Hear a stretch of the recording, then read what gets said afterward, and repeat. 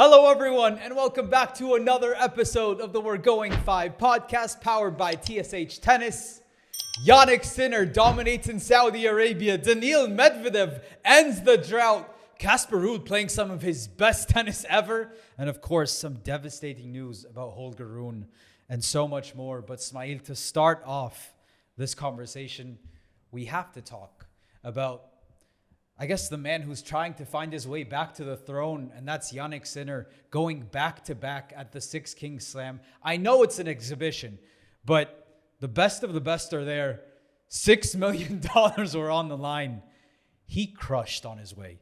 Talk to me about Jannik. Well, you can't convince me it's an exhibition when there's $6 million on the line. These dudes were going all out for it, and all I know is that Jannik Sinner loves a bag. And he loves to win that bag. You know, he did that thing again where he starts crushing the ball from everywhere and his ball is going faster than anyone's and he's zipping it from both sides and he's moving lightning quick from every direction. And you feel like there's absolutely nothing that anyone can do to bother him on the court. Like, it's unreal the way he looked. He looks like a giant. You know, do you remember when the Warriors, they had Kevin Durant team up with Steph Curry and Draymond and all that? Then they had there were these memes of the Monstars. You know, like how big they looked compared to the other players.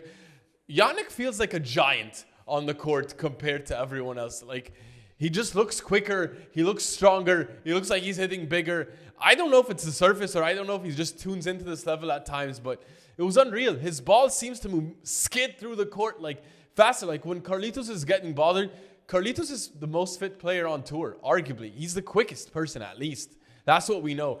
And he couldn't chase down those balls. And he also couldn't hang with the firepower. And he had to come up with magic to win points. You know, like, he used the drop shot extensively in the match. And yet he still couldn't hang in there. Like 6'2", 6'4", for Carlitos, that's serious damage. It was impressive. And he also downed Djokovic in solid, convincing fashion. Unreal level, Yusuf, from Jannik, honestly. Unreal. Yeah, no, Harun, you had him as the champion. So you thought he was going to win this thing, and he did exactly that. So you saw something.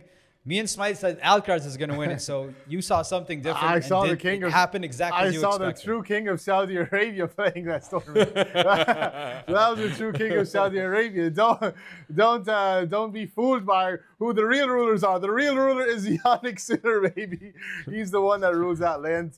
I thought this was going to be a no-brainer for me. I thought every time you put money on the line, Jannik Sinner comes to play. And the memes are hilarious. Everybody goes, just write Sinner. The memes are amazing. It's so funny.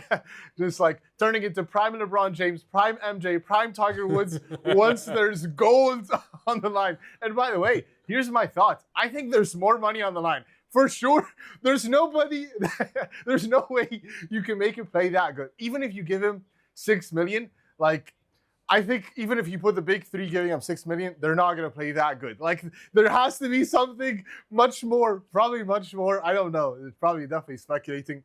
But my thoughts were that it's a great investment to bring Jannik Sinner in any tournament. Pay him all the money he wants. He's going to play phenomenal. What an amazing level. That was like as close to perfection as you could think of. It's like he's showing everybody that, no, there's no such thing as a free point. Exhibition, no exhibition. Playing in my backyard, there's nothing that's coming for free. No edge whatsoever, that you need to come prepared. You want to play Jannik Sinner, you're going to have to fight. So that's a great return on investment for them to get Jannik Sinner. And then they're forcing Alcaraz to come to play. If you get Sinner playing his best level, Alcaraz has no chance but to bring his also insane magic as well to the table. And it was amazing. It's awesome, man. The guy's unbelievable. He's showing us the level that we've been begging for since that, asking the variability, the perfection, the more, let's say, uncertainty in his shots, the unpredictability. I thought that was phenomenal, man. Pure. Just the kiss of tennis. Yeah, I have so many thoughts on what I saw from Jannik Sinner, and I was amazed by so many different things. But, you know, one of the main points is he decided to go back and work on that serve, right? Because he felt like the serve wasn't, even though his serve was amazing, he felt like I need to fix things there. We kept seeing small snippets of him and Vanyosi, they're talking about the smallest details of how to toss, how to take just the smallest changes.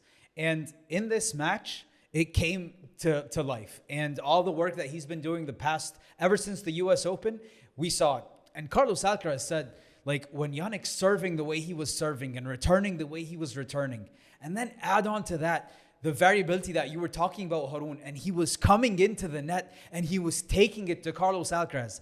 He usually does it from the back, but he was taking it to him and coming forward. And we saw there was that big on break point in that second set, if I recall correctly. And he did everything masterfully, from the defense, going into transitioning to offense, coming into the net, finishing the point. And when you see that from him and you're like, okay, what Jannik Sinner just did right now is the chessboard is open now. Carlos Alcaraz made his move at the US Open. And it does look like Jannik Sinner made his move. And here we are. He absolutely dominated Carlos Alcaraz. He suffocated him. He gave him no chance to do anything. You go back and watch the rallies. Carlos Alcaraz had no idea what to do. It was suffocation in every sense of the word. And going forward, and it's a quick turnaround here, but I don't know what Carlos Alcaraz is going to do because he has to respond. But Jannik Sinner right now, he's looking at this match and he's looking at the next few months. And he's like, I think I have this puppy, baby. I mean, you have to play Alcaraz that way. Like we talk to players before, coaches before, they say there's only one way you can play Alcaraz, and that's you have to play aggressive. You cannot sit back and pray and hope, because Carlos will eat you alive if you try to do that. So he has to come forward. He has to do that. He's capable. He's also improving in terms of his net game, his approach game. And he's been experimenting that he was talking about while he was winning tournaments, experimenting. He was actually coming to the net much more. I told you, serving and volleying much more. He's coming in, by the way, also not only on serves. He's coming in, like, even when he's on his return games, he's coming in more. You don't see that much from him on the return games. He's varying his return position. He's setting up on the return. And if you remember in Wimbledon, one of the reasons why he won Wimbledon was he came to the net more times than Carlos. He won more net points during that final. So this is the way you play Carlos, the way you beat him. I think guys, he's Jannik also playing faster. Like, his shots are, like, they feel much faster than they were. They feel faster, Harun. I'm telling you, I feel like they're faster. I don't know if it's the surface. It's the surface. But it's his ball, his shots, they skid through the court much faster. Carlitos has a little bit more loop and spin than Sinner on these indoor fast courts. I think that Sinner's ball is just skidding, flying through the court. He's absolutely crushing it. Yeah, but like, I think it was specifically the surface, but like, to build on the point that Harun, you're making of how fast, like, his movement really, it was spectacular. And when he's playing on indoor court, I feel like he's a different player on indoor hard, completely different than what we were seeing. Like, even recently, even though he won Beijing, I feel like in indoor hard, he turns into a completely different beast. And God be with everyone on tour going forward, because every tournament coming from now is going to be indoor hard. And he looks untouchable. He played the top players at the 6 King Slam. He played Novak Djokovic. He played Carlos Alcaraz. They didn't even touch him. Yeah, no, he ate them up. I'm telling you, also, he's moving lightning quick. Like, he looks faster. He looks taller. His movement, like, he looks bigger and he hits bigger. Like, it looks like he's a giant on the court. But also, like, if you're on the other side. Yeah.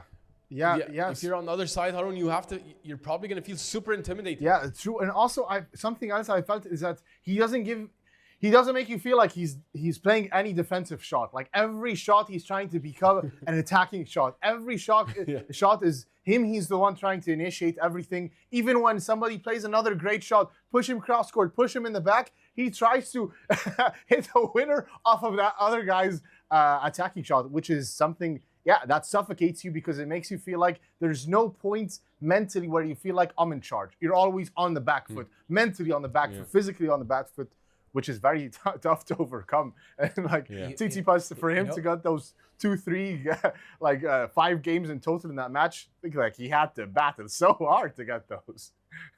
Feliciano Lopez made a very interesting point on the commentary. He's like, usually when you play anyone, you want to hit to the corners and open up the court to be able. And he was saying, like, again with Carlos and Jannik, because of how great they move and how hard they can hit out of the corners, that actually going to the corners, you're putting yourself in a disadvantage. Yeah, it's a risky play, actually. Yeah, because they could easily flip it on you, and the court's not open at all because they can hit winners from anywhere. And they can hit winners on the run from both sides. Exactly. Running on the forehand and running on the backhand. Yeah. I think one of the most dangerous things is to try to pick on Carlitos' forehand, for example. Yeah. Or Jannik. Like, they're on the run. They are not on the run. They're attacking while they're on the run. To your point, Harun also there. Yeah. So it's unreal. It's unreal. There's no safe place on the court. I almost feel like his forehand and backhand is the same. Like, it's not, his backhand is not something, hey, let's go take a break on the backhand. it's guns blazing on both sides. There's no weakness. There's not even a resemblance of a weakness in the back. But when we watch this tournament, right, and there's Fritz, there's Zverev, and there's Novak Djokovic, and Carlos Alcaraz, I think he crushed Taylor Fritz, even though, and we saw what Taylor Fritz was doing with Novak. He was playing amazing. Taylor Fritz has been playing some really good tennis, and then after his third and fourth match against Novak Djokovic, he's like, I want to see, he's saying, I played Carlos Alcaraz yesterday or 2 days ago, and I couldn't do anything. So I'm interested to see how Jannik Sinner is going to be able to decipher that Carlos Alcaraz code. And I don't know, like, what Jannik Sinner did to Carlos Alcaraz in the final. Then Fritz in a way thought, like, Carlos Alcaraz is the one who has the upper hand. Look what he just did to me.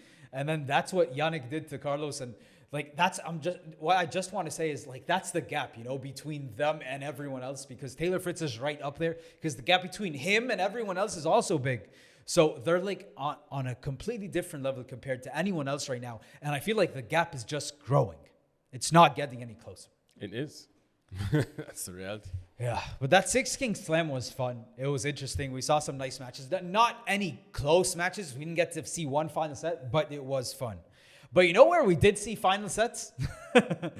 Take us all the way to Kazakhstan, Almaty, because Daniil Medvedev has finally ended his title drought after 882 days, Harun. Yeah. Daniil Medvedev is back into the champion circle, and he takes down Corentin Moutet in the final to win his 21st ATP title. Give me your thoughts on Daniil. You said he should end his season and start fresh. Me and Smite said, push through, push through, push through. You decided he should end it. He decided, no, I'm not.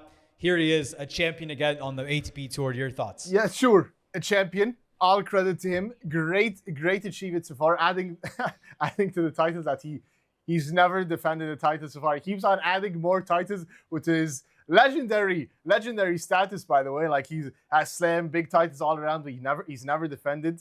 And great that he ended his drought, of course. And it was a grueling title run for him. It felt like he was really battling through every single match. It wasn't easy at all. But to me, I still don't feel like this is the Daniil Medvedev of old. Like, or not of old. I'd say not like of 2023, since he won the Rome title. I was expecting somebody, Daniil Medvedev, to be a super dominant player. And I think that he is obviously improving. He's becoming much better. He's winning a title. That's a big thing, of course, but still a 250. And he's not playing any top guys. He played Maruchan, up-and-coming player, Moutet in the final. So it's not really something that I would say, oh, wow, he's back. He's won 4 matches. Achievement to him, great. But I wouldn't say back. I would say great achievement so far. I still stand by my claim that I think he should take a rest, because I think he's improving his game, but I need him to be at Grand Slam level. I need him competing for a Grand Slam. This is a great title, but I don't think he's competing for Grand Slams yet. What are your thoughts? But Smite, like, he was losing in early rounds. Like, he made the quarterfinal of a 250, and we're like, oh, is Meddy on his way? He won one now. He took one home. I know maybe the competition wasn't as fierce as some other runs, but he's a champion. What do you think of what he did? No, it's good. Right now, this Asian swing, it started off disastrous when in Hangzhou, he lost in that quarterfinal, as you mentioned, to Yibing Wu. Yeah. But then China Open semi, he did lose to Leonard Tien. We're like, all right, this is maybe concerning, but we have high thoughts about Leonard 10. We think he's a top caliber player and he's a top 10 player very soon. Yeah. And then Shanghai, another semi, lost to Artur Niknich, who was playing out of this world type of tennis. Yeah. And then finally carries through to the title on Almaty. I told you the issue is mental. He needs to build confidence. There's only one way to build confidence. It's to win matches. It doesn't matter who's on the other side. Everyone, we just saw, world number 204 can win a Masters if he has a mentality shift. So every match counts for your confidence. Lifting a trophy is going to do wonders of good. I think ever since he beat Leonard Tien in Shanghai, I thought that was a big, confidence booster because Leonard Tien was absolutely true. That's a good point. Yeah, it absolutely destroyed. Leonard Tien was in his giving him nightmares. Yeah. So to come home with the title, even if he didn't beat top players along the way, although I could argue to you right now, Maruchan is not an easy task. Just beat Fritz in Shanghai. Yeah, and Mute is a heck of a player. Nobody wants to face on any surface. Or he took Fritz to the final. So and Adam Walton also just had a big win recently as well. So yeah, they're not big names, guys, but it's a great win for Daniil. Smail, when we had the discussion about Daniil Medvedev, I told you it's like he's so close in matches, and all the matches that he loses, he just can't get over the hump and win these critical points when he's supposed to. When you expect him to close out the match, he doesn't close out, which is not Daniil Medvedev fashion. He's as mentally tough as a player comes, and disregard the meltdowns, because outside of those, he is superior mentally. And I think that's one of his superpowers. And he's slowly moving towards that direction. He had lots of final sets this tournament, and he won every single one of them. And again, Corentin Moutet gave him fits, and he taking that second set and the final set, he rose up to the occasion. I know it's a 250, but also if we just disregard everything else that happened this season, look at the past three tournaments. Semi-final champion. He's back to going very deep at tournaments, and he's only going upwards. He went from semi-final, now he's a title winner. So I think this is great. Great stuff on the horizon for Daniil Medvedev. And I'm not going to take away anything from the title. This was so big, as you said, for the confidence. And we're going into a part of the season that he loves. He loves the indoor hard. And going into Vienna, going into Paris, going into the ATP Finals, if he's able to make it, let's see. But no, I think Daniil Medvedev, this is a great step forward into the direction. I'm high on him, and I'm going to continue to be high on him. And I'm so happy that he won this tournament. Yeah, that's great. That's okay. Let's see. I hope so. Yeah, but there's another guy that also I would say has been off the grid in a way compared to what he should be. And that's Casper Ruud, guys. He's outside of the top 10. This guy was a man fighting for world number 1 a few years ago. And he's also, similar to Daniil Medvedev, trying to find his way back to the top. And here he is in Scandinavia, not home, but close to it, is able to go on a dominant run to win the 250 in Stockholm. Takes down the likes of Cilic, takes down Korda, takes down Shapo, and then takes down Humbert. Smail, I need to ask you here, because we just saw this final, and is this as good as Casper Ruud has looked in a long, long time? Well, according to his own words, he said this was the best match he's played in a long, long time, if not ever. He did. So he's looked amazing. Harun, I want to give you credit because you said you were feeling something from the Laver Cup. Yes. You said that he was going to have a good surge. There was no proof at the Laver Cup, I would say, because he hadn't played other than one match. 6 cents. But Harun felt that he was looking his best. And you know what? He's looked good. Japan semi-final. Shanghai had to retire to Zizou Bergs. Japan final, lost the semi-final. Semi-final, lost to Carlitos. Going to a final set, though, with Carlitos. Exactly. Shanghai, he was the most one that gave Carlitos trouble. Yep. And then Shanghai, Zizou Bergs. Zizou Bergs went on to have a great tournament run, but it was an injury issue in the final set. And then here in Stockholm, arguably, this would be the most impressive tournament run of the week for me, was this run by Casper Ruud. Cilic, Korda, Shapovalov, and then Humbert, who on indoor hard is a problem. I love this run from Casper. He looked amazing. In the beginning of the year, you remember when he had a great run in Mexico and Acapulco, and we were seeing that, Casper Ruud, he's talking about experimenting. It was Dallas. Dallas or Acapulco? Dallas. He had a great run. He was talking about how he's experimenting more and he wants to add more variety to his game. And, he was losing confidence. And Now he's winning tournaments on surfaces he never won a tournament. First tournament on indoor hard. Yeah. He's a player who's very, very proactive in improving. Yeah. And his mentality is amazing. I love his growth mentality. I love his humility in general as a champion.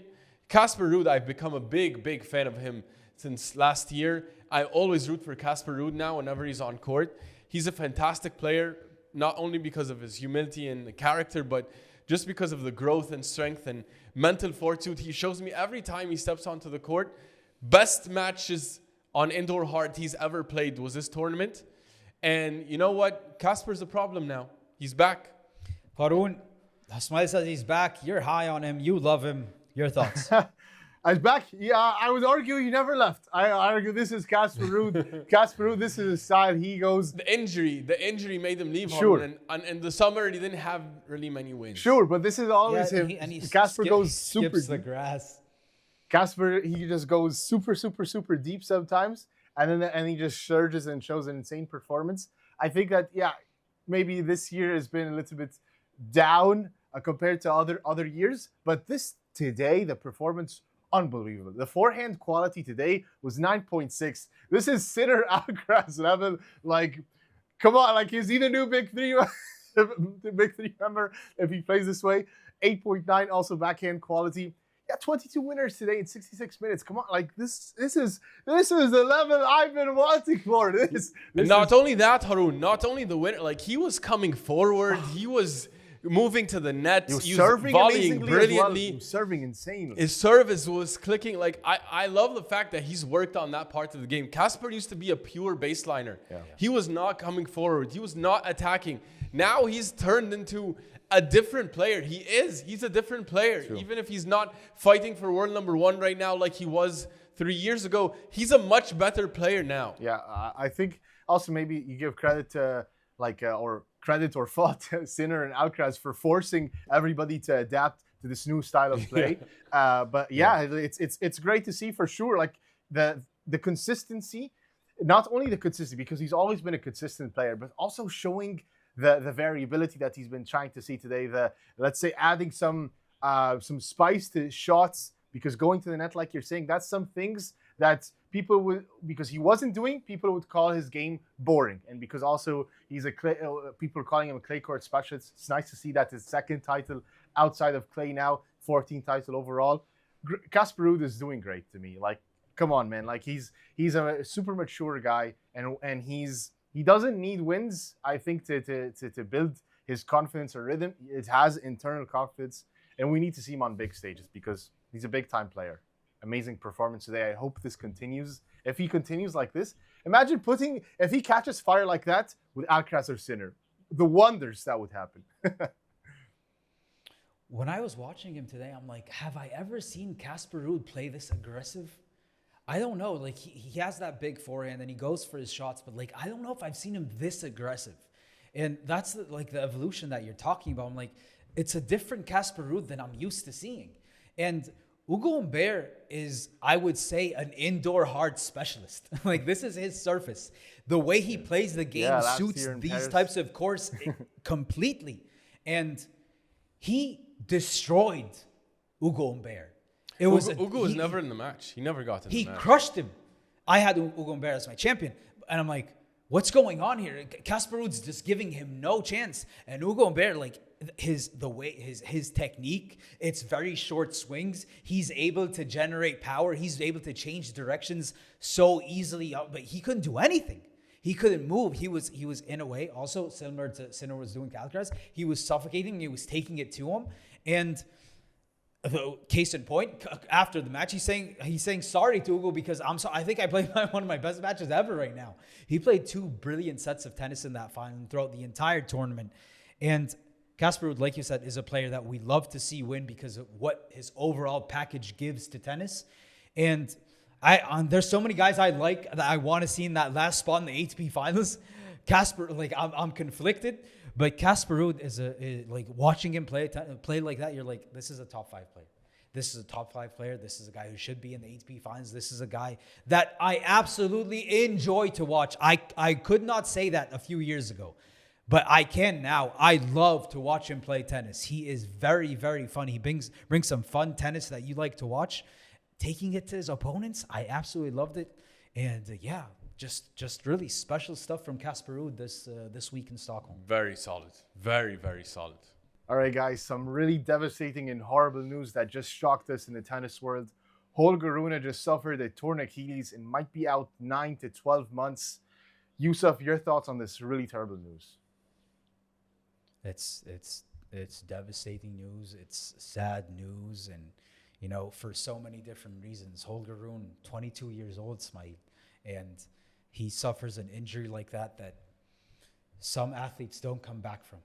They don't come back from this. And now technology has changed and everything, but he's supposed to be entering his prime. He had he's gonna lose a year of tennis. 9 to 12 months. I have no idea how it's gonna work, because also he has to come back to tennis fitness and then playing matches and getting back into form and all that. Like, it's gonna be a tough road back to recovery. I love Holger Rune as a player, and also I think he's a cool character that we need on the tennis tour. It's a big loss for tennis in general, because he's one of those guys in any given week, he can give you brilliant tennis. We saw what he did in Barcelona. He was spectacular. We saw what he did in Indian Wells. He was sensational. We saw what he did a few years ago in Paris. It was historic. And that sometimes maybe doesn't have it every week in and week out, but that's what we wait to see from him, right? And he's supposed to be that guy. And he was playing amazing this week in Stockholm. And at 22 years of age, he's going to have to recover from a very, very tough injury. And who knows if he's going to come back. I believe he's going to come back, because I think he's mentally strong and he has work ethic and he is the pro. But I'm extremely sad after when I saw it. I'm like, no, please no. And then when he said my Achilles popped, please no. I hope you're hallucinating. I hope maybe you're overreacting, but that's not the news. And we hate to see this in sports, Smile. We hate to see this in tennis, the sport that we love. We losing one of the big stars. Yeah, but there's nothing else to say other than absolutely heartbroken for what I saw, Smile. Yeah, for me, I am heartbroken for him too, because this is a big injury. It's going to take him out for a while. What really bothered me and made me sad for him is this is an injury that you usually see for older players. He's 22 years old. Usually you don't see an Achilles tear injury for young players like that. Like, the ones that come to mind are, Kobe, Kevin Durant. But if you want to bring up NBA, Jason Tatum just has Achilles tear. Tyrese Halliburton also Achilles tear. Yeah, but they're also older than him. No. How much old? Not that much. Not that much older, but a little bit older. And so that's my initial sad thought. He's really young for an Achilles tear. The positive news is that, Achilles tears aren't as damaging as they used to be. Damian Lillard coming back from it, like you said, in the NBA, and Jason Tatum and Tyrese Halliburton. And they've recovered. See if they come and they've recovered actually relatively quickly to what we're used to seeing from an Achilles tear injury. Yeah. So I think, Holger will come back. He's young. He's fit as a bull. He's a mentally tough player. He will come back. It's definitely sad for him. Definitely sad for tennis, because we're gonna miss his tennis. If I think about the tennis tour, Sasha Zverev came back from a heck of a gruesome injury also a couple of years ago. Yeah, he's going to need to reach out to these guys. He came back within a year. He was, I would say, playing top level tennis again. So I think Holger can do that. I really have belief that he'll do that. And, if I want to look at the glass half full, I think Holger might benefit a little bit from the slowing down, because it's been really just a whirlwind of events since his Paris title. A lot of coaching changes, a lot of drama, a lot of growth and maturity, and a lot of, changes in his game, a lot of voices in his box, and maybe fatigue settling in. And this is definitely physical fatigue, but also there was mental fatigue, and he even spoke about that before too. So I think Holger can benefit from a reset here. He has the talent to easily climb back up in the rankings. I don't doubt it. Look at Brooksby. He had a year off and he came back and he's doing really great right now. Sasha did it too.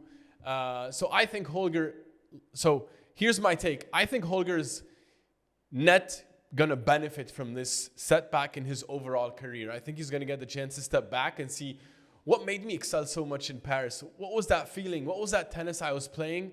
And I think we might see Holger find a way to find that form again, and regain his mental clarity and confidence slowly but surely. I'm quite optimistic given the severity of the news. I think he's going to manage it very well. I think we're going to look back and he's going to say, this was an important part in my career. Same way Zverev was fighting for world number 1 right after coming back from that injury too.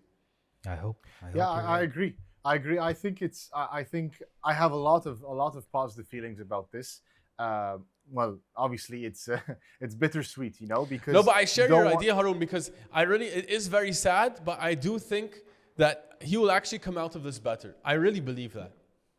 Actually, that's something also I was thinking about as well. So I agree with you. I share the same thoughts there. Is that it would be maybe good for him to slow down, maybe also to take a step back and look at the game in a different way, because tennis is so tough.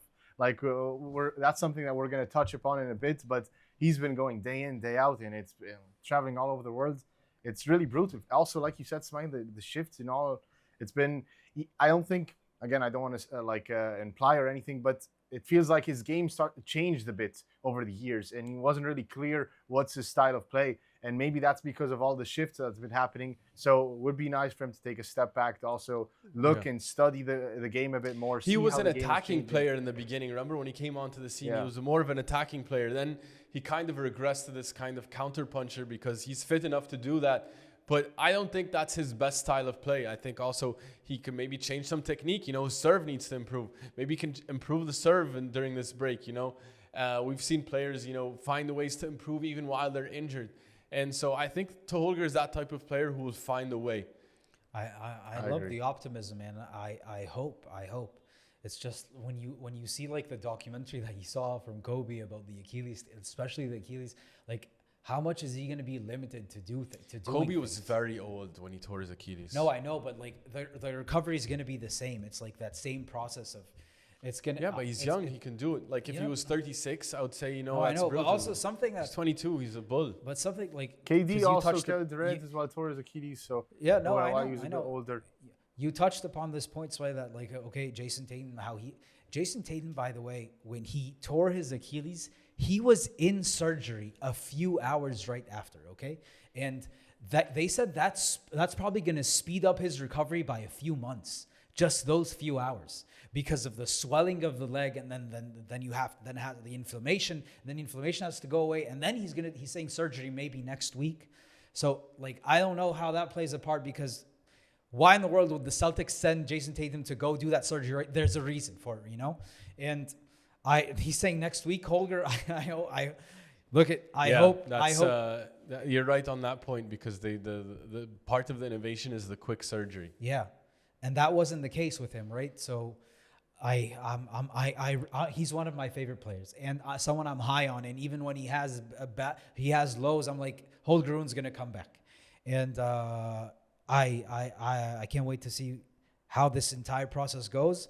I can't wait to cheer for him though, more than anything on his way back. Yeah, hopefully sooner rather than later. Yeah, I hope so. But let's get into this debate, because we just saw this actually right on Twitter right after. Jack Draper posted talking about how actually the season is really intense and the ATP calendar is quite intense. Fritz backed him up on that, and he agreed. And he said, also the balls and the slower courts make it more physically grueling. Yeah. So, Yusuf, what are your thoughts? Is the ATP calendar actually too intense?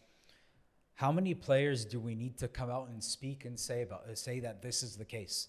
We've heard it from Carlos Alcaraz. We've heard it from Iga Swiatek. We've heard it from Alex de Minaur. We've heard it now from Taylor Fritz, from Jack Draper. So many different players. Like they're coming out and they're saying this. Like, who am I? Who am I to say it's not intense?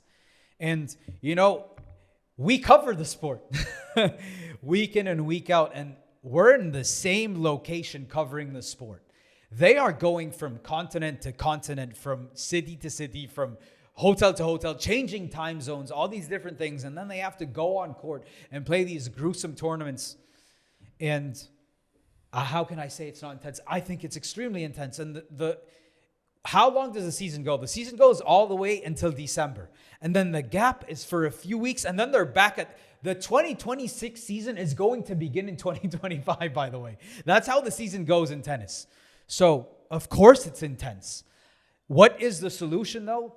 You have some guys have the luxury of skipping tournaments. Some guys don't have the luxury of skipping tournaments. They need it. They need to, whether it's for sponsor reasons, whether it's for just prize money, need to make money, whether it's for points to stay within that circuit of playing these tournaments. So it is tough. It is intense. I understand their point. And I think it's a valid thing to say. Like, and all the Taylor Fritz thing saying that the balls in the courts also, like, that's something else they maybe isn't considered. Slower courts, fluffier balls, then longer rallies. We're not even talking about what's happening within the match. We're just talking about the weeks. So yes, I do agree that the tennis season is intense, and maybe, yeah, we have some bigger breaks in the middle and provide these guys some rest. Felix Auger-Aliassime, Smile, and Denis Shapovalov have to go find a way to get married in a few days and then go have a honeymoon. I think Felix had his honeymoon in Shanghai because he had no option. Like, that says enough. And then they all have to propose. It was in Morocco. It was in Morocco. No, that was where the wedding was. The honeymoon, he said honeymoon in Shanghai because I have to play a tournament. And they all propose at the same exact time because they have no gaps. Like, that's quite intense. That's quite intense. I'm gonna leave it there. So that's enough to tell you how intense the tennis tour is. Yeah, Arun, do you think it's that intense?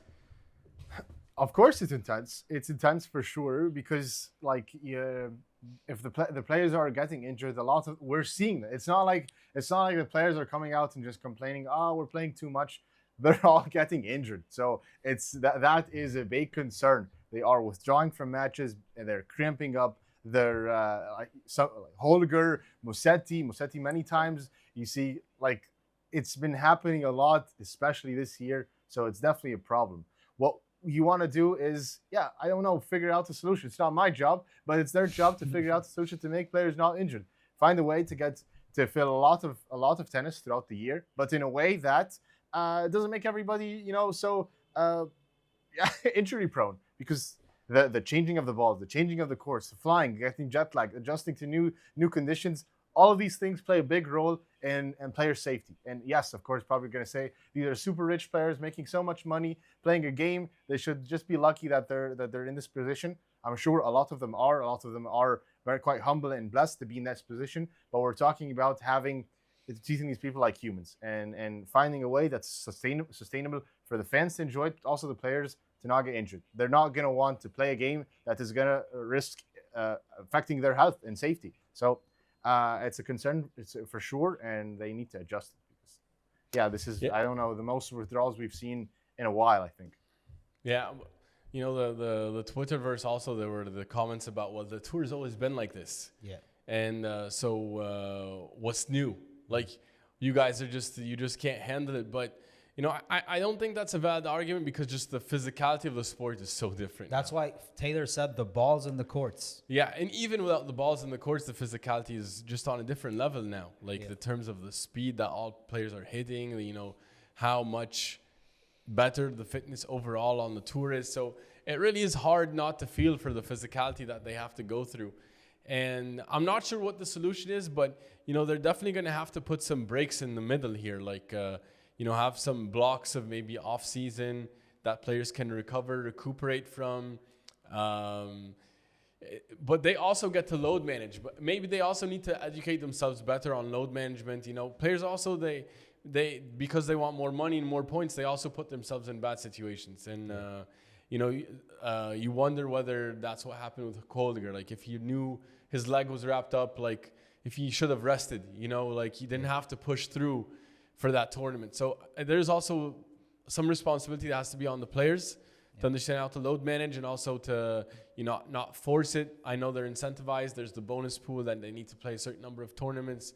But, I think, yes, the ATP needs to put some blocks, but also they need to learn how to load manage better themselves. But on the flip side, that's fair. Like, the fact that, like, this week we had 3 250s going on, right? And then the top guys were playing the 6 King Slam. And at the same time, all these 250s in different places, lower ranked players are going to get chances to play more, right? They're going to get, you're giving, like, lots of tournaments means more people get chances to play. And that's something that, you know, that's also a good thing. It's a good thing. The fact there's so many tournaments and the weeks that players decide to rest, other players get the chance to, okay, I'm going to play a 250 now. I get the chance to play a 250. It's really a player choice here. Like, they really need to learn how to manage them. It's like, are you going to be happy if there are less tournaments? I'm not sure. Yeah. I don't think you're going to be happy. Yeah. But you need to learn how to load manage so you can maybe try to perform better. But it's not fair to put all the responsibility on the ATP also. It's a mix of both. Like, it's a gray. It's not black or white, right? Because it is intense, but at the same time, the intensity allows so many different players to get chances to make money. You know, one thing I do think might potentially be an area that needs to be corrected, although given the way money works, I don't think it would be the 2-week master. You know, that eats up 3 weeks extra from the season potentially. So no one likes it. No one likes it. So compacted back to a week. So then there's, you know, another couple of weeks there, a couple extra days of rest or training. So those are things to think about. Yeah, that's good. Also, like, just from a fan perspective, it's so much more fun. Like, for us, we're going to be locked in for a week instead of phasing out 2 weeks. After every Masters event, don't we sit down and say, oh my God, that person lost in the first round of the league. It's so long ago. It's so long. And that affects the excitement around the tournament. And the tournaments, I agree, also just feel more grueling. Like, Shanghai was grueling. Even Almaty was grueling rallies, grueling points. Like, these indoor hard tournaments are just brutal also, it seems. So, it is more grueling right now. Yeah, no. Well, we all agree though. But did you say you agree it's intense? Of course it's intense. Yeah. But I'm saying there's some responsibility on terms of load management. Yeah, that's fair. That's fair to say. Let us know, guys, what you think about this question, because it's a loaded question with so many different perspectives. Would love to know what you think about this, because there's so many different perspectives that can and should be heard. On the other side, guys, of this entire drama about the tennis season goes on. The intensity is rising, and it's rising for a reason, because the race to Turin is on fire. And, you know, there's probably one spot left. And Casper Ruud winning in Stockholm, Daniil Medvedev, Felix Auger-Aliassime, all of them look like they're playing some really, really good tennis, and they're vying for that last spot. So my question to you is, Smile and Haroon, let me come to you, Haroon. Who do you think is going to get that final spot at the ATP Finals? Is it Casper Ruud? Is it Felix Auger-Aliassime? Or is it Daniil Medvedev? That's a tough one. Because it looks like I think it's not because they both, well, all three of them are having looks like a strong push to the end of the season right now. And Daniil Medvedev looks like he's wrapping it up. He wants maybe to fight for that spot. Casper Ruud just won a title. But my pick, I think my gut feeling would say Casper Ruud gets it. Casper Ruud finds a way to accumulate more points than everybody else, and he secures his spot. So I think Casper Ruud is going to be in there. Smile, who gets that last spot? It's so tough. It's so tough. But, you know, last week when we had an overreaction, I said I believe in Medvedev. But Casper and Felix, they just made an excellent push. They had both fantastic weeks. So it's really hard for me to make this call now. I think Paris is going to determine so much. I think it's going to determine so much. I want your pick now. I don't know. I really don't know, because like Felix also really always excels on indoor hard, and it's hard to doubt either. But you know, gut feeling. My gut feeling is still Medvedev is going to find a way. Okay. I think Haroon. I think Medvedev. I think he has. I believe in him right now going into this next block of the season. You know, they showed on the screen today it's 1,750 points max that can be attainable towards till the end of the year. Difference between him and Felix Auger right now is about 500. He can get there. Okay. He can get there. I believe in Daniil. Well, I guess we're all on different sides of the table because I think Felix Auger-Aliassime is going to be the one that we have in the ATP Finals. He's been showing us some great tennis ever since that U.S. Open run. And he has the lead, and he loves the indoor hard. So I'm going to ride with him. I think he's going to be the one at the end taking that ticket to Turin. And he Nobody's would deserve thinking it. Felix. I think, but if I had to rank them, I'd say my gut feeling is Casper, then Felix, then Medvedev. Well, that's what the ranking says otherwise. But yeah, I guess each one's taking a different horse in this race. Excited to see how it goes. Let us know who you think is going to make it to the ATP Finals. Maybe it's someone else. Maybe Bublik wins Paris and wins. I don't know it. And he's the one going. And also injuries. You never know what's going to happen. So we'll see what happens in a few weeks' time. But we now have chosen horses in this race, and let's see how it pans out. I always love this time of the year. I love this time of the year. I love the chase. I love that race for the final spots. All leads to and that could also all be for naught if Djokovic decides to go. I guess, but it could all be for naught. But we might all be incorrect if he decides to go. Yeah, sure. We still have a lot of tennis. A lot of tennis still ahead of us. But guys, we want to talk about the biggest winners of the week. 7 Australian Opens, 15 slams. Not too bad. Not too bad. One of our favorite segments that we do every week with some really great stories that came out. Yusuf, who is your biggest winner of the week? There's some players that I wait for the moment that I can get to talk about them because they deserve to be talked about. And Corentin Moutet is one of those players. He is my biggest winner of the week. I believe he is pound for pound the second most talented player on tour. I'll give it to Carlos Alcaraz, but pound for pound, he has every shot in the book. His variation is just like the repertoire that he has is so vast, and he's so creative. And you cannot say he is not extremely fun to. He is extremely fun to watch play tennis, and he's showing the consistency.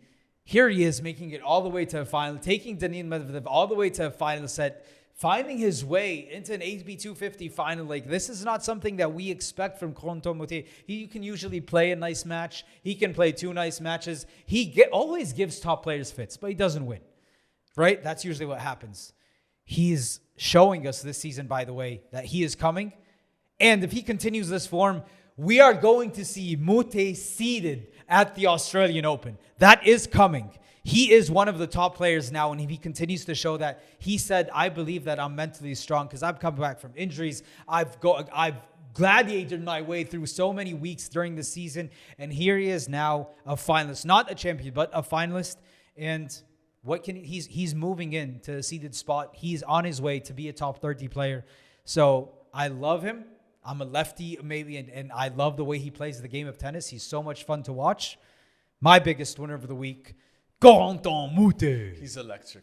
He's electric. No one has commoditized the underarm serve maybe more than Corentin Moutet. He is so clever on the court. Yeah. He's underrated for his tennis mind and his tactical ability. You know, it all looks like funky and showmanship, but it's also winning tennis. He's so creative. He doesn't paint between the lines. You can't tell he's not going to say, oh, you have to play a certain way. He's going to play the way he believes he can win this point, whether it's underarm serve, whether it's drop shotting the whole thing, whether Smythe's playing one-hand backhands against Andy Murray for an entire match. He's going to do whatever he believes is the best, and he does not limit himself. He does not play inside the box. Andy Murray called him one of the most talented players he's ever seen after he played him, and he couldn't take him down easily because he was playing with a one-handed backhand, and he's not. By the way, Corentin Moutet does not hit one-handed backhands. If you've never watched him play, he's a two-hander. Thank you, Sir Andy, though, for acknowledging this this pound for pound talented player. So fun. Yeah, he's a great one. And by the way, hell of a run as well. Like, you have to respect his run that he had in Almaty. So it's a great one. Nice pick, Yusuf. How about you, Smythe? Who's your biggest winner of the week? Harun, it's a player who's been MIA, but he's back on the scene because it's indoor hard season and he's unstoppable when it's that time of year. Ugo Humbert. Yeah. Where in the world has this man been? He was not here during the summer. We're used to seeing him having a big grass season. Not much to show for it this year. Former Hala champion with the game to succeed on grass. Finally, heck of a run at this tournament. You know, some of these wins are low-key impressive. Berrettini, Sonego, Rune, of course, before the big injury, unfortunately. And then finally, he just came up against a force of nature today. Casper Ruud playing the best tennis of his life. But love to see Humbert back. Paris finalist last year. He's going to have something to say about the rest of the season. Lots of points to defend. A lot of points for him to defend. And he's the French #1 for a reason. So he's gonna do some damage here, Harun. That's good. Because Yeah. he was doing Jacko for the past 3 months. I'm telling you, he was MIA. It's like nothing. But he's back. Yeah. Welcome Yeah, back. but we're super high on Ugo. Like we've been, wanting him to break out, and he's a solid player, and this is the time where he shines. Remember last year his run that he had in Paris, so hopefully he's gonna repeat that one and give us some electric tennis in Paris. But guys, Yeah. can Who's I yours, share my Owen? biggest winner? Go for it. Yeah, so my biggest winner is Rafael Collignon. What a star! A star is born. We Did need I to not give you tell credit, Harun, because you called it from the US Open, and before you talked about how Collignon is a top caliber player. Yeah, and by the way, we also have to give credit to Steve Darcis, his coach. They've been cooking a lot of stuff lately. Guys, this is a really, really great and special player. This guy's tall, strong, fast, and he's fun. Like, he has a lot of personality, charisma. This is the whole package we've been wanting on the tennis tour. And by the way, a hell of a run. He took down Zizo Bergs, who you were high on Smail, and he had a great run in Shanghai where he lost to Djokovic in Shanghai in the quarters. You've been high on him. And then he went on took down Cerundolo as well in a very, very, very tough battle. Final set not super tiebreak, but final set tiebreak. That was also great. And then he went and took down Alejandro Davidovich Fokina as well in straight 7-6, 6-1. And then he couldn't complete it when he faced Felix Auger-Aliassime. But guys, this is an amazing player. I love everything about this guy. Belgian beast. I think now him and Zizo Bergs are showing some really spicy things in the Belgian tennis world. Awesome. A star is born. I can't wait for what's next. He has a lot of confidence, lots of power, big server. Amazing, guys. Amazing. Collignon, after what I was seeing from him in Brussels, I'm like, we need to ask a Belgian legend about this guy. So I asked Kristof Vliegen, and I told him, what do you think of Collignon? And he said, like, they've been brewing. And Harun, to your point, he said Steve Darcis is doing a great job with him for this past year, and they've been just giving him so much confidence, and you can see it now. And he's playing with so much confidence, and he thinks he's going to be a really good player. By the way, he might have a big break soon. So that, to your point, it's also seen by a Belgian legend and one of the top coaches that we have in the tennis world. And go check out our episode with Kristof Vliegen, by the way, because it was awesome. You do not want to miss it. It must be watched. But yeah, great pick. Great pick. Go back and watch. Sorry, I'm gonna have to take a shot on my boy Casper Ruud, but go watch that amazing U.S. Open match. They're going that 5-set battle with Rafael Collignon and Casper Ruud. That was some gutsy level tennis there, and that was maybe when he had his big break. And he's been really capitalizing on that energy. Okay, guys, let's move into one of my favorite segments of every episode, and that is Overreaction or Not. I'm going to tell you something based on what happened this week, and you let me know. Is it an overreaction? Is it not? First up, Smail. Jannik Sinner will go undefeated to end the 2025 season. Overreaction or not? Whoa. Well, he has Vienna, then maybe Paris, then ATP Finals. Yeah. Maybe Davis Cup after. But that's team. Let's take Davis Cup out of it. Non-overreaction. They're all going to be on indoor hard. His favorite surface, he's looked like a giant every time he steps on that court. The only person that will have a chance is Carlitos, and he does not like to face Jannik on indoor hard. Non-overreaction.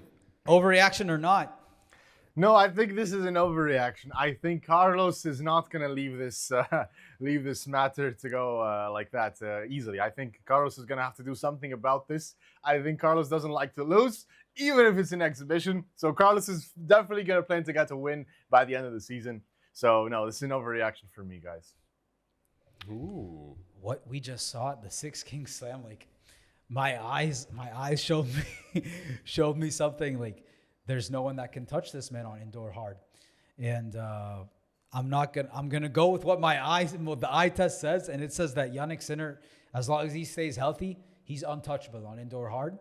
And the only person that was untouchable was Novak Djokovic, but that's been long gone for a few years now. So I say this is not an overreaction, and Jannik Sinner, probably no one's gonna touch him till we end this season. Yeah, it's tough. Next one, Harun. Novak Djokovic retiring at the Six King Slam is concerning. Overreaction or not? No, huge overreaction. That is not concerning at all. I think there's no point in playing. Why are you? There was no reason to just tough it out and play that match. There's no reason whatsoever. I think he just felt that maybe he started to feel a little bit discomfort and pull out. So I don't think it's concerning. I hope so, but I don't think it's really concerning. I thought it was just something that he felt there's no reason to continue playing. Overreaction or not? It's not concerning. I'm a little bit concerned though, because I feel like Novak's body's been breaking down more this year, and he's been openly talking about how his body's not the same. He's joking even with the crowd and the post-match interviews that I need another body. At some points I wonder if he's lost a step, and so I'm a little concerned. Not that it's a big concern, so it's not an overreaction because I'm a little bit concerned. Unfortunately I am. He's telling us my body's not the same. I'm getting more injured and I'm trying to take care of my body, and it's very frustrating. He was frustrated in Shanghai when he kept feeling different things. He's saying it, and it's just right in front of us. He's slowly deteriorating. His body's deteriorating. His body's giving up on him slowly, and that's what we're seeing. But he is still the third best player on planet Earth. So, am I concerned? No, not much. He played lots of tennis these past few weeks, and it was really a tough first set against Taylor Fritz, and there was no point to continue, And if he felt something, and he said, I want to play a few more tournaments before the season ends. He said a few, and Novak doesn't misspeak. He knows exactly what he's saying. So I don't know, is it the ATP Finals? Is it the Paris Masters? But we know he's playing the Athens 250. So let's see. But no, I'm not concerned. I think he made the smart move. He knows his body. So I'm going to say this is an overreaction, and Novak is going to continue to Novak.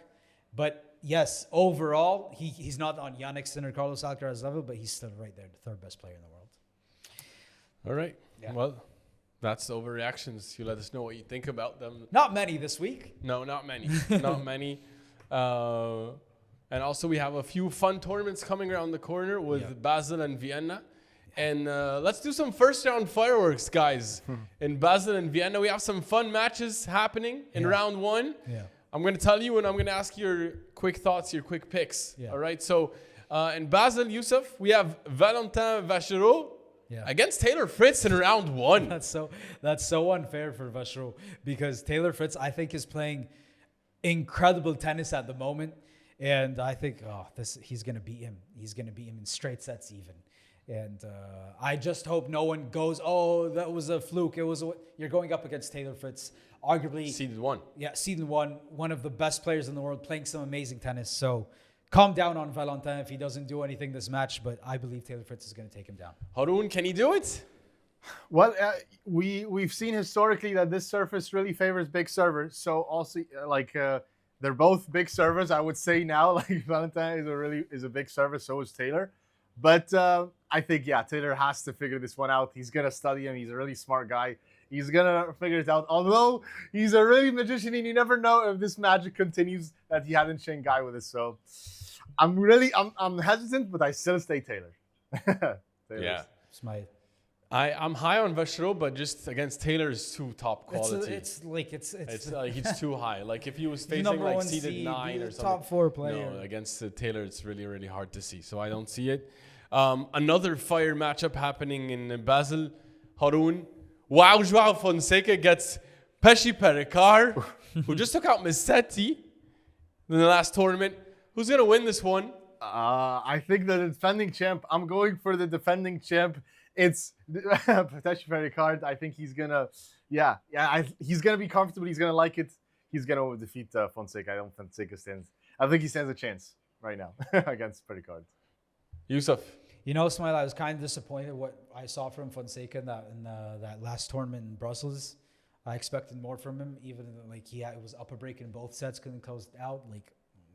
And then you go up against the defending champion, and I think Pesci's playing some really good tennis, and he's gonna, confidence is everything, and he's going into the tournament that he won first round. Pesci's gonna win this one, man. I'm sorry. I know you're the biggest Fonseca fan, but Pesci's gonna beat him here, unfortunately. Yeah, this is This is the first time all year I'm gonna go against my boy Wow.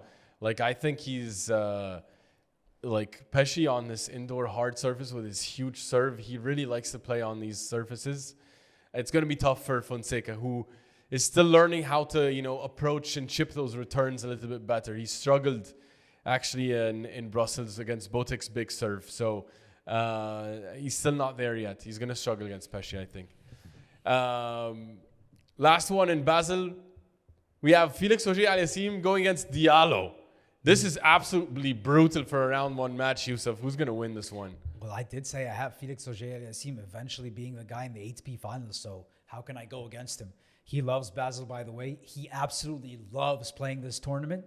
He's won it before. I have Felix Auger-Aliassime winning this one, even though it's going to be a tough one because Diallo is coming. Haroon, Diallo's coming, plus Felix is coming off a final. Is he not going to be a little bit fatigued going into this? The all-Canadian matchup. I think Diallo might give him some fits because they're both Canadian and also he's a big server. But I think Felix takes him down. This guy's he's on a roll right now. Yeah, it's hard for me to. Diallo needs to show me he can come up with some big wins. I haven't really seen that from him yet. And maybe this is a shot for him to do it. But until then, I also have Felix. All right, last one. But in Vienna, guys, Lorenzo Musetti is taking on Stefanos Tsitsipas in round one. Yeah. Tsitsipas has dropped to the point where he's playing now seeded 7. Lorenzo Musetti. Well, Musetti's going to be seeded 4 in the tournament. Seeded 4, sorry, rank world number 7. Yeah. Yusuf, who's going to win that? I'm the biggest Musetti fan you can find. Stefanos Tsitsipas. And he went from fighting for Grand Slams to just being happy to be around greatness. At the guys at the 6 King Slam, he's talking like he doesn't belong, and that's unfortunate because he has the tennis. I think Musetti right now he's in better form, and Tsitsipas has this back issue, so I'm going Musetti, of course. Haroon, Tsitsipas is the 6 King guy. I wouldn't, technically he's in better form, but I'm not really so high on Musetti right now. Musetti to me looks like he's a bit, it's not so consistent, it's not so laid out. I think actually Tsitsipas wins this one. He's gonna find a way to steal it. So Tsitsipas wins this battle. You know what? I also like Tsitsipas here. Yusuf, you just talked about how, Musetti blew that match against Pesci Pericard and those 2 double faults in that tiebreak you were talking about. That was actually a really bad look. And for Musetti, who's a top guy, you don't expect him to see this type of mishap. Tsitsipas owns this head-to-head 5-2, by the way. So he's not coming into this match afraid, although he's lost the last 2. But he still has good feelings playing Tsitsipas. I'm going with Tsitsipas. I think he can do it. Let's see. Tsitsipas is a guy... They're both not looking good, but let's see. Musetti is not looking bad. He's just not looking as great as he should be. Maybe. Yeah. True. Well, let us know what you think. And in the meantime, we like to keep it 100 on this show and be 100% transparent and let you know where we were right and where we were wrong. Let's start off with where we were wrong. Guys, in Brussels, I was hecka wrong. Because I had Fonseca, he lost round 1. Yusuf, you had Musetti. He also lost. So we both went wrong on that one. Haroon, credit to you. You did have Auger, so he went all the way to the final. And as we're filming now, he's on the cusp. So well done. Well done to you for picking Felix Auger-Aliassime. We moved to Almaty. I made also a hell of a pick. I took Dardiri, who also lost early. Haroon, you had Diallo. But Yusuf, Yes. you were right on that one. You had Meddy. I told you Daniil Medvedev is going to find his way to this tournament. He's inching closer and closer, and he made it happen. I can see these positive increments of moving forward and getting back to his best self. Daniil Medvedev is coming. Almaty is just one of the stepping stones to getting back into top 10 and to fighting with some of the best of the best. Yeah, well, it's a heck of a performance from him. We moved to Stockholm, where we are wrong. I was close. You were the closest, Yusuf, because you had Humbert. He went to the final. Out of nowhere, by the way. Like, if he had pulled it off, it would have been a generational pick by me. It would have been good. He was doing Jacko, I told you before that. He's just losing first round, second Would round, have been first better round. than my Monfils pick in New Zealand. That was a good pick. That was a really good pick. Yeah. That was an amazing pick. Just a low-key flex. Just wanted to give myself a confidence boost. But also, Harun, you also made a very interesting pick. It was fun, but brother, it couldn't have been more wrong. You took Leal. You lost round one. It was go big or go home, my friend. Went home. For a moment, I thought that you might make a good run. You looked good in that first match. Yeah. Well, I also made, I guess you could say, not a bad pick. I took Shapovalov, who lost in the semi, which it wasn't necessarily so impressive, but Also, hats off to Casper, because remember, he lost to him in Dallas, indoor, also same similar conditions. And then he came back and he was able to take revenge. So that's just a small nugget there of Casper Ruud. The Casper story arc is starting to look magnificent, isn't it? Yes, it is. It was looking fun. Let's see how it Shapovalov goes. Let's also see how it goes. was playing well even with all the beef that he was having with the crowd. Yeah. Weird. I thought he was going to be loved by the Swedes since his wife is Swedish. Yeah. And his coach is Swedish, Coach Mikael Tillstrom. Go check our interview with him. It was fantastic. So many cool insights. This guy's a tennis brilliant mind. Well, guys, it's time to make our picks in Vienna. There is a man named Jannik Sinner in Vienna, so I'm going to ask you if you are going to pick him as your winner to also pick your finalist, so we can make things a bit more interesting. So let's go into it. Yusuf, who you got in Vienna for your winner and your finalist? Well, just to get this out of the way, Jannik Sinner is going to win this tournament, and it's going to be absolute annihilation. But who do I have making the final from the other side? It's a very tricky thing to pick, by the way, because you have de Minaur, you have Rublev, you have Khachanov, you have Zverev, and you have some interesting guys in there like Griekspoor, Berrettini. How about this? I'm going to go with the former ATP 500 Vienna champion, the former ATP 500 king, to make it all the way to the final and eventually lose to Jannik Sinner. And I'm going to go Andrei Rublev goes all the way to the final in Vienna. Wow. Yes. Yeah. He's won there before. Maybe he can find some good vibes. He has an okay path. So give me Andrei Rublev. Wow. That's my finalist. Well, Harun, your move. No, no, I'm not going against Jannik Sinner. I think Jannik Sinner for sure makes it to the final, if not win it.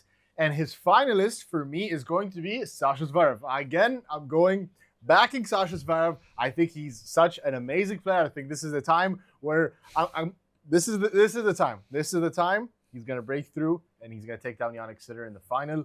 Possibly, he has a chance. What? Wow. Lots of picks were made there. Okay. Okay. That was brave. With his bad back, he said, I haven't been healthy. Smiley, how about you? Well, I also have Jannik Sinner 100% to win this tournament. My finalist, I want to go with Medvedev, but he's stuck on Jannik Sinner's side, so he can't go all the way to the final. No. But I like de Minaur here. I think de Minaur is going to show us. There That's a good pick. He's the consistent player. I might have gone that way. Good. I like de Minaur. I think de Minaur is going to do it. Yeah. And hopefully it's going to be a fun one like we've seen before between the two. Yeah. Well, that's on one side. Very, very close to this one. We have on the Swiss side, Swiss indoors, Harun, going down in Basel. Who do you have winning this tournament? Yeah, that's gonna be tough one. That's gonna be tough. I think I'm going for Taylor Fritz, guys. I think Taylor Fritz is a really dangerous player, and I think that he's such a confident guy. And there's nobody big to take him. He's seeded 1, so I'm going for seeded 1 here. I think it's gonna be smooth sailing for him. Taylor Fritz. Smile. Who are you going with? Harun took seeded 1, Can which I- isn't new. So Can I go just ahead. take a quick roast for Harun for taking the seeded one? Come on. But I'm going to... It's straight, like, right It's a good pick, to be on fair, brand. though. It's on brand. And also it's a good pick because Taylor Fritz is playing incredible No, tennis. he's probably the I'm going for Valentin Vachereau. Oh my Wow. No, I'm not. That was a joke. Oh. No, that's absolutely a joke. That was a psych. I'm not going for Vachereau, but I am going for Casper Ruud because what I just saw right now in Stockholm, I absolutely loved. I think he's playing amazing. He's playing confident. He's playing proactive. He's moving forward. Service looking big. Forehand looking huge.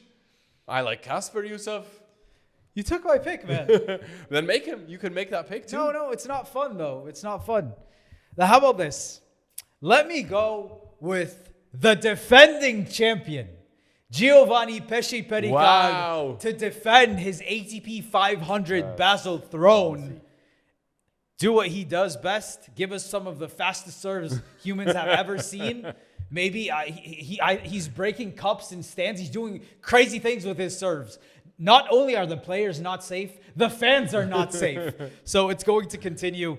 Let me go with Giovanni Pesce Pericard to win the ATP 500 in Basel. It would be hilarious. Hilarious if Fonseca beats him in round one. Like, you're just making me root for Fonseca now even more because I want you to lose so bad. Well, okay, fine. Like, I had Casper as my pick. I had to go with something else. Like, this is option C. Because Harun took Fritz, you took Casper. It's a fun pick. I would take FAA, but he's going to come off back-to-back tournaments. That's tough always. So, yeah.